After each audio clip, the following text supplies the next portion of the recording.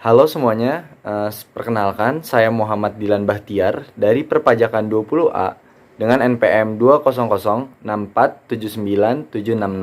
Assalamualaikum warahmatullahi wabarakatuh. Perkenalkan, nama saya Muhammad Faris Al-Gufri dari jurusan Administrasi Perpajakan kelas 20A, Program Pendidikan Vokasi Universitas Indonesia. Pada kesempatan kali ini, saya akan sedikit menjelaskan materi terkait PPh Badan, khususnya materi tentang deductible expense dan non-deductible expense. Nah, dari banyaknya materi PPh Badan yang bisa kita bahas, mulai dari subjek PPh Badan, objek PPh Badan, sampai metode penyusutan. Namun dalam video kali ini saya hanya akan membahas materi yang tidak kalah penting, yaitu deductible expense dan non-deductible expense. Buat yang nggak tahu apa itu deductible dan non-deductible, dalam video ini kita akan sama-sama membahas mulai dari dasar hukum sampai apa saja biaya-biaya yang memang diakui dan tidak diakui. Perlu kita ketahui bahwasanya deductible dan non-deductible itu hanya pelengkapan kata dalam bahasa asing yang artinya sama, yaitu biaya yang diakui dan biaya yang tidak diakui. Nah, kenapa sih biaya itu penting buat kita bahas? Kan ada hal-hal yang lebih penting buat kita bahas dalam materi video kali ini. Nah, sebenarnya biaya itu dapat dikatakan penting. Kenapa? Karena biaya mempunyai efek langsung terhadap seberapa besar pajak yang dilakukan oleh perusahaan untuk negara. Jadi, penting untuk kita ketahui nih, mana biaya yang harus diakui dan mana biaya yang tidak diakui. Jadi, kalau misalnya perusahaan ingin membayar pajak, tentu mereka harus memikirkan matang-matang kan, mana biaya yang harusnya kita akui dan tidak diakui gitu. Jadi, pajak ke negara akan terlihat dari seberapa besar biaya yang dikeluarkan oleh perusahaan. Baik, sebenarnya materi biaya ini sebenarnya berkaitan juga dengan koreksi fiskal dan juga pelaporan SPT tahunan. Kenapa berkaitan? Karena dalam SPT tahunan itu kita harus menyingkirkan biaya-biaya atau penghasilan final yang didapatkan oleh perusahaan, sehingga dalam prosesnya itu kita harus melakukan koreksi fiskal. Setelah koreksi fiskal, kita akan mengisi laporan SPT tahunan perusahaan. Nah, seperti tadi saya bilang bahwa di materi kali ini kita juga akan membahas mengenai dasar-dasar hukum terkait deductible expense dan non-deductible expense. Nah, dasar-dasar hukum ini sebenarnya sudah terangkum dengan rapi di dalam Undang-Undang Pajak Penghasilan. Khususnya pertama ada di pasal 6 ayat 1 dan pasal 9 ayat 1. Nah, di Undang-Undang PPh ini memang tersaji beberapa materi seputar PPh Badan. Namun karena kita di sini membahas mengenai deductible expense dan non-deductible expense, maka kita hanya akan membahas khususnya di pasal 6 dan juga di pasal 9 yang membahas mengenai biaya yang diakui dan biaya yang tidak diakui. Selanjutnya, topik pertama yang kita bahas di sini adalah mengenai deductible expense. Nah, seperti saya bilang sebelumnya, bahwasannya Undang-Undang PPh nomor 36 tahun 2008 itu menjadi dasar hukum dari setiap pajak penghasilan yang ada, termasuk pajak penghasilan badan itu sendiri. Nah, makanya materi kali ini tentunya berkiblat kepada Undang-Undang PPh nomor 36 tahun 2008. Di antaranya yang menjadi dasarnya adalah pasal 6 dan pasal 9. Nah, untuk deductible expense sendiri merupakan biaya yang diakui. Nah, di undang-undang tersebut dijelaskan nih biaya-biaya apa saja yang memang sudah seharusnya diakui. Nah, khususnya di pasal 6 dijelaskan bahwasanya biaya yang boleh dibebankan perusahaan untuk kepentingan pajak adalah biaya terkait dengan 3M. Nah, pertanyaannya, apakah 3M itu? Nah, 3M itu merupakan istilah apa? Istilah untuk biaya yang digunakan untuk mendapatkan, menagih, serta memelihara penghasilan yang termasuk penghasilan non final. Nah, biaya 3M ini bisa disebut sebagai biaya yang memang pada dasarnya biaya yang utamanya untuk dikurangkan dari penghasilan bruto. Makanya biaya ini disebut biaya deductible atau biaya yang boleh dikurangkan lah gitu. Nah, mengenai biaya-biaya apa saja yang dikurangkan, itu semua tersaji dalam Undang-Undang PPh nomor 36 tahun 2008. Nah, di sini saya akan menjelaskan biaya-biaya apa saja nih yang memang tergolong sebagai biaya yang patut untuk diakui sebagai pengurang penghasilan bruto, agar nantinya pajak dari perusahaan itu bisa ketahuan dari biayanya. Apabila biaya besar, maka pajaknya akan semakin kecil, tapi apabila biaya kecil, maka pajaknya akan semakin besar. Nah, biaya yang pertama ini adalah biaya yang berkaitan dengan kegiatan usaha. Nah, apa sih yang dimaksud dengan biaya dengan berkaitan dengan kegiatan usaha. Nah, biaya yang berkaitan dengan kegiatan usaha ini biaya yang memang berhubungan langsung dengan operasional perusahaan. Contohnya pertama, ketika kita punya perusahaan, maka ada mempunyai material, lalu ada gaji karyawan, misalnya upah atau THR yang memang dalam bentuk uang, lalu ada bunga, sewa, royalti, lalu ada biaya perjalanan, biaya pengolahan limbah, terus ada juga misalnya di perusahaan itu memang terdapat asuransi gitu, asuransi untuk setiap karyawan, maka ada premi asuransi. Nah, lalu selanjutnya ada juga biaya promosi nih, misalnya perusahaan mempunyai produk tertentu yang memang harus dipromosikan gitu kan, karena disebut biaya promosi. Lalu selanjutnya ada biaya admin dan juga biaya selain PPh. Tapi untuk pajak-pajak lain itu bisa dijadikan biaya. Namun untuk PPh itu sendiri itu tidak bisa, karena memang pada dasarnya kita di sini kan membahas mengenai PPh dari perusahaan. Lalu selanjutnya itu ada bagian B, biaya penyusunan fiskal dan atau amortisasi berkaitan dengan akuntansi. Yang C, iuran kepada dana pensiun yang pendiriannya telah disahkan oleh Kementerian Keuangan. Nah, biasanya ini merupakan pembagian dari pembayaran gaji karyawan. Lalu selanjutnya ada kerugian karena penjualan atau pengalihan harta yang dimiliki dan digunakan untuk usaha atau kegiatan 3M. Yang tadi saya seperti sebutkan bahwasanya 3M adalah istilah untuk mendapatkan, menagih, dan memelihara.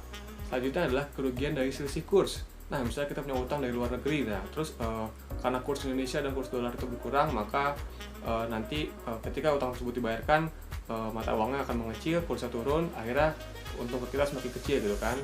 Lalu selanjutnya yang F adalah biaya penelitian dan pengembangan perusahaan yang dilakukan di Indonesia. Nah, maksudnya apa sih biaya penelitian dan pengembangan?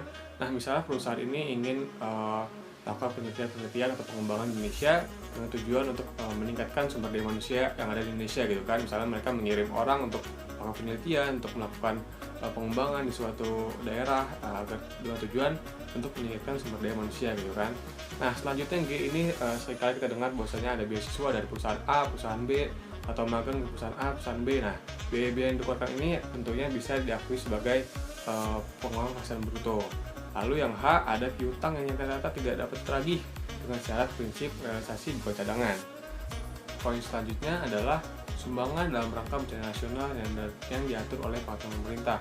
Sumbangan seperti ini bertujuan untuk membantu teman-teman yang di luar daerah yang misalnya kena musibah, yang memang musibah ini skala nasional gitu kan, seperti misalnya gempa bumi di suatu daerah atau gunung meletus. Lalu untuk poin selanjutnya adalah sumbangan dalam rangka penelitian dan pengembangan yang diatur oleh peraturan pemerintah. Sumbangan seperti ini memang bertujuan untuk meningkatkan sumber daya manusia gitu kan, dan diatur lebih lanjut oleh peraturan pemerintah. Lalu poin selanjutnya adalah sumbangan dalam rangka infrastruktur sosial yang diatur oleh PP, lagi-lagi diatur oleh peraturan pemerintah. Lalu poin selanjutnya adalah sumbangan dalam rangka fasilitas pendidikan yang diatur oleh peraturan pemerintah. Lalu untuk poin M, sumbangan dalam rangka pembinaan olahraga yang diatur oleh peraturan pemerintah. Memang di setiap sumbangan ini semuanya diatur oleh peraturan pemerintah dengan tujuan untuk agar perusahaan-perusahaan yang memang berniat untuk menyumbang sesuatu dapat memiliki patokan sebagai dasar hukum mereka, yaitu peraturan pemerintah terkait sumbangannya masing-masing. Nah, kalau tadi Faris udah jelasin tentang deductible expense, selanjutnya ada juga nih yang disebut dengan non-deductible expense. Sebenarnya non-deductible expense ini apa sih? Nah, secara sederhana, non-deductible expense ini sebenarnya biaya yang tidak berkaitan langsung dengan kategori 3M yang tadi sebelumnya sudah dijelaskan oleh Faris. Atau juga non-deductible expense ini bisa kita artikan juga sebagai biaya yang tidak diakui sebagai suatu pengurang. Nah, terus kita masuk nih. Non-deductible expense itu tadi kan udah dijelasin pengertiannya. Terus apa aja sih yang termasuk ke dalam non-deductible expense? Pertama ini ada yang dijelaskan juga sebagai pembagian laba dengan nama dan dalam bentuk apapun. Kedua, ada biaya yang dibebankan atau dikeluarkan untuk kepentingan pribadi pemegang saham, sekutu, ataupun anggotanya itu sendiri. Terus yang kita masuk yang ketiga, ada juga yang disebut dengan pembentukan atau pemupukan dana cadangan. Tapi dalam konteks ini ada pemupukan atau pembentukan dana cadangan yang dikecualikan nih. Sebagaimana yang dikecualikan ini telah tertuang pada Peraturan Menteri Keuangan, yaitu dalam PMK nomor 81 garis miring PMK.03 garis miring 2009. Nah, selanjutnya ada juga yang dimaksud pada non-deductible expense ini ialah premi asuransi, premi kesehatan, premi kecelakaan, premi jiwa, premi dwiguna, dan premi beasiswa yang dibayarkan oleh wajib pajak orang pribadi itu sendiri. Selanjutnya ada penggantian atau imbalan yang sehubungan dengan pekerjaan atau jasa yang diberikan dalam bentuk natura dan juga kenikmatan. Selanjutnya ada juga yaitu jumlah yang melebihi kewajiban yang dibayarkan kepada pemegang saham atau kepada pihak yang mempunyai suatu hubungan istimewa sebagai imbalan yang sehubungan dengan pekerjaan yang dilakukan. Nah, ada juga nih selanjutnya yaitu harta yang dihibahkan, bantuan atau sumbangan, selain sumbangan yang ditetapkan sebagai deductible expense, serta selain sumbangan yang sifatnya keagamaan, yaitu karena keagamaan yaitu sifatnya pasti mewajibkan kepada lembaga yang dibentuk atau disahkan oleh pemerintah. Selanjutnya ada juga pajak penghasilan. Nah, berbeda pada pajak penghasilan ini ada beberapa penghasilan yang harus dikoreksi dengan fiskal positif. Nah, kita masuk lagi selanjutnya ke I, yaitu biaya yang dibebankan atau dikeluarkan untuk kepentingan pribadi, wajib pajak, atau orang yang menjadi tanggungannya itu sendiri.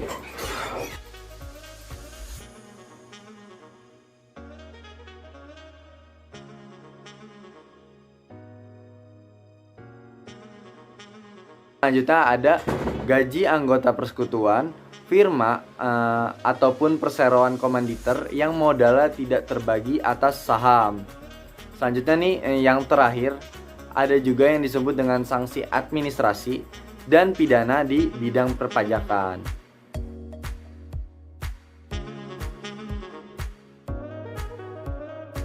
Tadi kan udah dijelasin nih teman-teman tentang apa saja sih dan apa sih sebenarnya non-deductible expense itu, dan apa saja hal-hal yang termaksud ke dalam non-deductible expense yang tadi udah dijelaskan sebelumnya. Nah, dari penjelasan tadi yang udah dilakukan, kita bisa sama-sama tahu nih bahwa dari sini kita bisa dengan adanya non-deductible expense ini kita bisa meminimalisir kesulitan dengan adanya identifikasi jenis biaya yang timbul dari kegiatan usaha wajib pajak, di mana secara pencatatannya ini mungkin apabila pembuat kebijakan pajak harus menjelaskan detail apa saja jenis biaya serta perlakuan pajaknya. Selanjutnya juga manfaat dari non-deductible expense ini adalah dapat memperoleh panduan secara sederhana bagi wajib pajak serta otoritas pajak untuk melakukan klasifikasi dalam suatu jenis biaya untuk tujuan pajak, khususnya pada hal ini adalah untuk mengkarakterisasi biaya yang jarang terjadi. Nah, kita udah sama-sama tahu nih tadi apa aja sih yang dimaksud dengan non-deductible expense, terus apa aja yang termasuk ke non-deductible expense, dan apa sih tujuan dari non-deductible expense.